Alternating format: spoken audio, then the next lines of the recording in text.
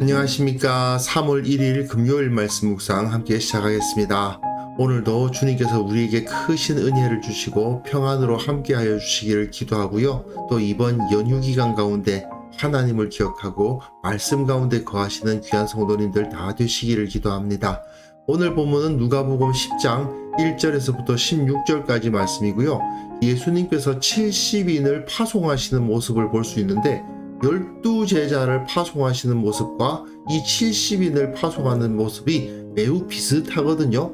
말씀을 통해서 우리에게 주어진 복음 전파의 사역이 무엇인지를 확인해 볼 수 있는 그런 본문이 될 것 같습니다. 그럼 먼저 말씀 보시겠습니다. 그 후에 주께서 따로 70일을 세우사 친히 가시려는 각 동네와 각 지역으로 둘씩 앞서 보내시며 이르시되 추수할 것은 많되 일꾼이 적으니 그러므로 추수하는 주인에게 청하여 추수할 일꾼들을 보내주소서 하라. 갈지어다 내가 너희를 보냄이 어린 양을 이리 가운데로 보냄과 같도다. 전대나 배낭이나 신발을 가지지 말며 길에서 아무에게도 문안하지 말며 어느 집에 들어가든지 먼저 말하되 이 집이 평안할지어다 하라. 만일 평안을 받을 사람이 거기 있으면 너희의 평안이 그에게 머물 것이요 그렇지 않으면 너희에게로 돌아오리라. 그 집에 유하며 주는 것을 먹고 마시라. 일꾼이 그 삭스를 받는 것이 마땅하니라. 이 집에서 저 집으로 옮기지 말라. 어느 동네에 들어가든지 너희를 영접하거든 너희 앞에 차려놓은 것을 먹고 거기 있는 병자들을 고치고 또 말하기를 하나님의 나라가 너희에게 가까이 왔다 하라. 어느 동네에 들어가든지 너희를 영접하지 아니하거든 그 거리로 나와서 말하되 너희 동네에서 우리 발에 묻은 먼지도 너희에게 떨어버리노라. 그러나 하나님의 나라가 가까이 온 줄을 알라 하라. 내가 너희에게 말하노니 그날에 소돔이 그 동네보다 견디기 쉬우리라. 화 있을진저 고라시나 화 있을진저 벳세다야. 너희에게 행한 모든 권능을 두로와 시돈에서 행하였더라면 그들이 벌써 베옷을 입고 제에 앉아 회개하였으리라. 심판 때에 두로와 시돈이 너희보다 견디기 쉬우리라. 가버나움아 내가 하늘에까지 높아지겠느냐 음부에까지 낮아지리라.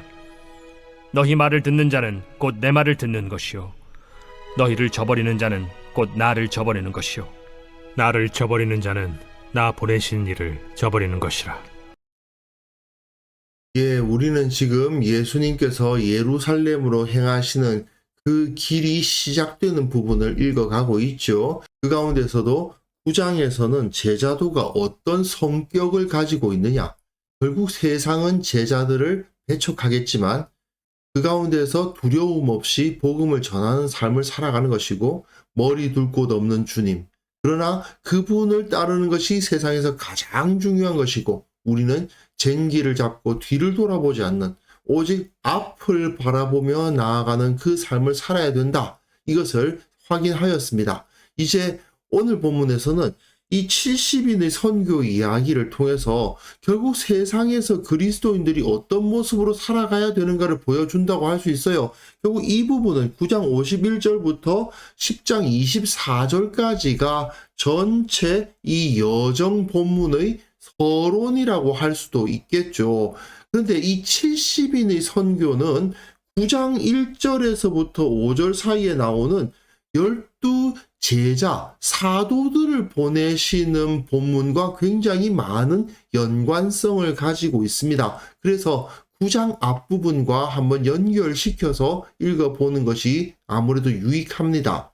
그 후에 주께서 따로 70인을 세우사 친히 가시려는 각 동네와 각 지역으로 둘씩 앞서 보내셨다라고 되어 있습니다.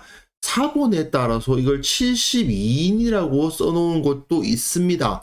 70인이라고 하면요. 창세기 10장에 보시면 노아의 세 아들 셈, 함, 야벳으로부터 나온 여러 족속들의 이야기들이 나오는데 그걸 세보면 70족속이에요. 근데 72는 뭐냐? 12 곱하기 6이죠. 그러니까 12지파로부터 6인씩, 6은 사람의 상징수거든요. 여섯째 날에 사람이 창조되었으니까. 그래서 72인이다. 이렇게 볼 수도 있는데 70인이라는 사본이 조금 더 설득력이 있거든요. 그렇기 때문에 이 70인을 세우셨다라는 표현은 온 세상을 향해서 예수님께서 그 제자들을 보내셨구나 하는 것을 알게 하는 겁니다. 햄과 함과 야벳을 통해서 나타난 그 70족속을 향해서, 즉 온 세상의 모든 족속을 향해서 예수님께서 그 제자들을 보내신다라는 것을 보여주죠. 앞에서는 12제자, 12제자를 보내셨다. 이스라엘, 유대인들을 향해서 복음 전파하는 자들을 보내셨다면 이제는 온 세상을 향해서 복음 전파자들을 보내시는 것을 볼 수 있습니다. 근데 앞에서 12제자를 보내실 때에는 없었던 표현들이 나타납니다. 추수할 것은 많되 일꾼이 적다. 그러므로 추수하는 주인에게 청하여 추수할 일꾼들을 보내주소서 하라. 온 세상으로 나아가서 복음을 전파해야 되는데 일꾼이 적죠, 당연히. 그러니까 하나님께 기도해서 일꾼을 보내달라고 구하라는 것입니다. 그리고 또한 갈지어다. 내가 너희를 보냄이 어린 양을 이리 가운데로 보냄과 같도다.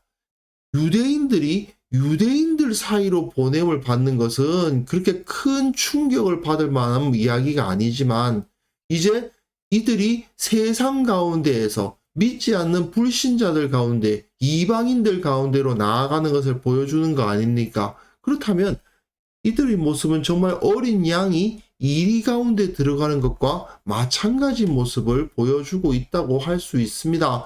그만큼 쉽지 않은 일입니다. 예수님도 이 일을 쉽다고 생각하지 않으셨어요. 그렇기 때문에 수많은 일꾼이 필요하다고 말씀하셨고 그 보냄받는 자들이 매우 힘든 과정을 겪을 것이라는 것을 알고 계셨습니다. 그러나 예수님께서도 그 힘든 십자가를 지셨던 것과 같이 제자들은 그 십자가의 길, 어린 양으로서 이들 가운데로 들어가는 것과 같은 그러한 길을 걸어야 된다는 것이죠. 전대나 배낭이나 신발을 가지지 말며 길에서 아무에게도 무난하지 말며 어느 집에 들어가든지 먼저 말하되 이 집이 평안할지어다 하라 되어 있는데 이것은 12제자가 보냄을 받을 때와 비슷해요. 여행을 위하여 아무것도 가지지 말라. 지팡이나 배낭이나 양식이나 돈이나 두벌옷을 가지지 말라. 이 말씀이 거의 비슷합니다. 그래서 또 여기서는 앞에서 12제자를 보내실 때에는 없었던 평안을 빌라는 말씀이 있죠. 세상 가운데 나아가서 하나님을 알지 못하는 자들에게 무엇을 구하라는 것입니까? 평안을 빌어주라는 것입니다. 폭력으로, 힘으로 저들을 정복하는 게 아니죠. 평화로 저들을 정복하고 저들 가운데로 들어가는 겁니다. 그리고 평안을 받을 만한 자가 있으면 너희의 평안이 그에게 머물러 것이고 그렇지 않으면 너희에게로 돌아오리라. 사람들에게 대적하는 것이 아니라 나와 다른 사람, 나와 문화가 안 맞는 사람, 하나님을 모르는 사람, 대할 때에 뭔가 좀 부담스러운 사람, 그런 사람을 만날 때마다 그들에게 평안을 빌어주고 축복해주고 그들에게 하나님의 복이 임할 것을 빌어주라는 것이죠. 그런 방법으로 세상 가운데 나아간다는 것입니다. 그 집에 유하여 주는 것을 먹고 마시라. 일꾼이 그 삭슬 박는 것이 마땅하니라. 이 집에서 저 집으로 옮기지 말라. 12제자가 보냄을 받았을 때도 마찬가지죠. 어느 집에 들어가든지 거기서 머물다가 거기서 떠나라. 여기서도 이 집에서 저 집으로 옮기지 말라. 이것은 구장묵상할 때 말씀을 드렸는데요. 12제자들이 둘씩 짝지어서 보냄을 받은 모습은 그 당시 이곳저곳 유랑하면서 각 집에 찾아다니면서 일을 해주고 그들로부터 삭슬 받는 사람들의 모습과 같다고 말씀드렸죠. 높고 강하고 힘 있는 자의 모습이 아니라 낮고 약하고 어떻게 보면 그 사회에서 가장 바닥 계층의 모습을 가지고 세상 가운데 흩어지는 거 아닙니까? 그 모습이 결국 복음을 전하는 자들의 모습인데 그것을 통해서 하나님의 나라가 임하는 것을 여기서 보여줍니다. 그리고 이제 복음 증거를 할 때 가장 중요한 원칙이 있죠. 어느 동네에 들어가든지 영접을 하거든 너희 앞에 차려놓는 것을 먹고 병자를 고치는 하나님의 은혜를 나타내라는 것이죠. 그러면서 하나님의 나라가 너희에게로 가까이 왔다라고 선포해주고, 만약 영접하지 않거든 그 거리로 나와서 말하되 너희 동네에서 우리 발에 묻은 먼지도 너에게 떨어버리노라. 하나님의 은혜를 전하지 않고 하나님과 너희는 관계가 없다라는 것을 선포하고, 그러나 하나님의 나라가 가까이 온 줄을 알라. 하나님의 나라를 선포한다는 것은 똑같죠. 그러나 앞에서는 어떤 하나님의 나라입니까? 병자들이 고침을 받는 하나님의 나라, 은혜의 나라고 평화의 나라인데, 여기서는 이 하나님의 나라는 뭡니까? 심판의 나라죠. 이게 복음 증거의 원리 아닙니까? 구약에서 선지자들이 했던 사역과도 동일하죠.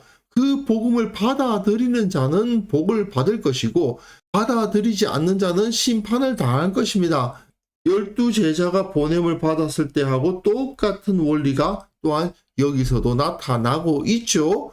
그런데 예수님은 이어서 그 복음을 받아들이지 않는 자들에 대해서 이야기를 하세요.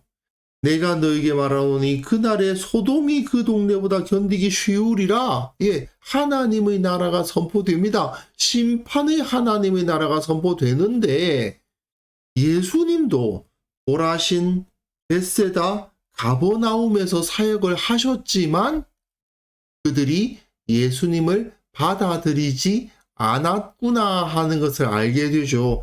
너희에게 행한 모든 권능을 두로와 시돈, 이방인 아닙니까? 이방인 동네에서 행하였더라면 그들이 벌써 베옷을 입고 제에 앉아 회개하였을 것이다. 그러나 너희들은 이제 심판을 당하게 될 것이고 두로와 시돈이 너희보다 견디기 쉬우리라. 유대인들의 동네였던 고라신, 벳세다, 가버나움에 복음이 전파되었고 예수님이 직접 가셔서 병자를 고치시고 귀신을 내쫓으시고 말씀을 가르치셨지만 그들이 받아들이지 않았다라는 것을 보여주죠. 그렇다면 70인들도 마찬가지로 예수님과 같은 일을 당하게 될 겁니다. 그렇다면 이 보냄받은 70인들은 어디에 가서 복음 전할 때 저들이 영접하지 않는 것을 볼 때 어떤 마음을 품게 될 것입니까? 예수님도 이런 일을 당하셨으니 저들이 우리를 배척하는 것을 이상히 여기지 않고 그것을 두려워하지 않고 우리에게 주어진 그 사명을 감당하는 거죠. 우리에게는 이 권세가 주어져 있다. 어떤 권세입니까? 너희 말을 듣는 자는 곧 내 말을 듣는 것이요 너희를 저버리는 자는 곧 나를 저버리는 것이요 나를 저버리는 자는 나 보내신 이를 저버리는 것이라. 이것은 사실 9장 48절에서 어린 아이를 영접하는 자는 곧 나를 영접함이고 나를 영접하면 나를 보내신 이를 영접함이라. 이 말씀과 매우 비슷한 말씀인데 이걸 통해서 우리에게 주어진 권세가 어떤 것인지를 알게 되죠. 창세기 12장에서 아브라함에게 주어졌던 권세와 같은 것 아니겠습니까? 너를 축복하는 자에게는 내가 복을 내리고 너를 저주하는 자에게는 내가 저주하겠다. 그 하나님의 말씀이 그대로 여기서 나타나는 것이라고 할 수 있겠습니다. 오늘 본문을 보시면 이 70이라는 숫자가 온 세상을 나타내는 숫자라는 것을 생각해 본다면 우리에게도 동일한 사명이 주어져 있음을 알게 되죠. 우리는 단지 교회 내에서 믿는 사람들 사이에서만 복음에 대해서 진리에 대해서 이야기하도록 부름받은 사람들이 아닙니다. 이 세상의 정치, 경제, 사회, 문화 모든 영역에 하나님의 법도가 실현되도록 하는 것, 그것이 바로 우리에게 주어진 복음의 사명이고 또 믿지 않는 자들, 불신자들, 타 종교인들에게 하나님의 창조와 예수 그리스도의 구원을 전하도록 우리는 보내심을 받았다라는 것을 우리는 기억해야만 될 것 같습니다.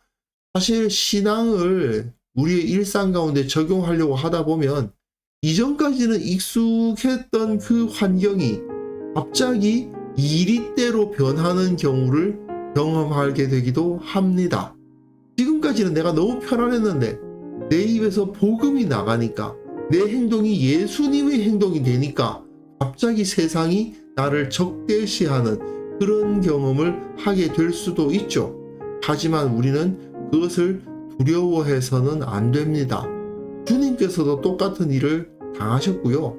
저들이 나를 받아들일 때 저들은 복을 받고 평화를 누리게 되겠지만, 저들이 나를 대적함으로 인해서 오히려 하나님의 심판을 당하게 될 것이라는 당당함과 자긍심을 가질 수 있어야 되지 않겠습니까? 그래서 우리가 이 시간 함께 기도하실 때에는요, 우리에게 주어진 사명을 다시 한번 기억할 수 있었으면 좋겠습니다.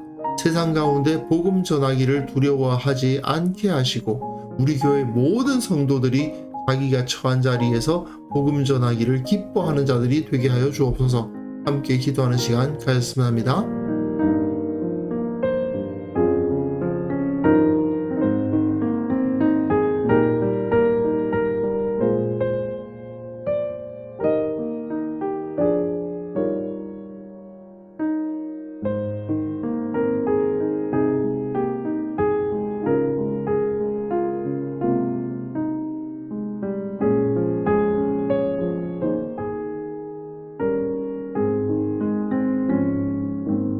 거룩하신 하나님 아버지, 내가 예수님을 알고 복음을 아는 자로서 이 복음을 전하기를 두려워하지 않는 분명하고 확고한 믿음을 갖게 하여 주시기를 원합니다.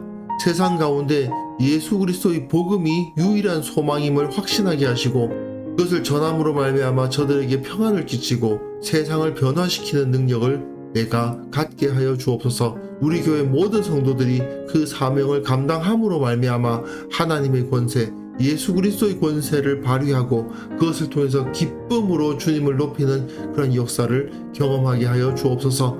특별히 기도하옵기는 온 세계 각곳에 선교사들이, 사역자들이 흩어져서 보이게 보이지 않게 사역하고 있음을 주께서 아시나이다. 그들을 붙들어 주시고 영적으로 충만케 하시고, 그들이 행하는 모든 사역 위에 주님의 권능을 부으셔서 그곳에 교회가 세워지고 그곳에 믿는 자들의 씨앗이 뿌려지고, 그것을 통해서 세상이 하나님의 나라로 변화되는 것을 우리로 하여금 목격하게 하여 주옵소서. 주님, 이 땅 가운데 복음을 주시고 교회가 이 민족을 구원하게 하신 것을 기억합니다. 오늘 이 휴일에 주님을 기억하고 주님을 만나고 주님을 더욱더 높이는 하루를 보낼 수 있도록 도와주시고, 우리 성도들이 어디에서 어떠한 모습으로 행하고 있든지 주께서 그들과 함께 하사 그 기도를 들으시고 평안을 주시고 기쁨으로 충만케 되는 하루를 살아가게 하옵소서. 감사드리옵고 예수님의 이름으로 기도합니다. 아멘.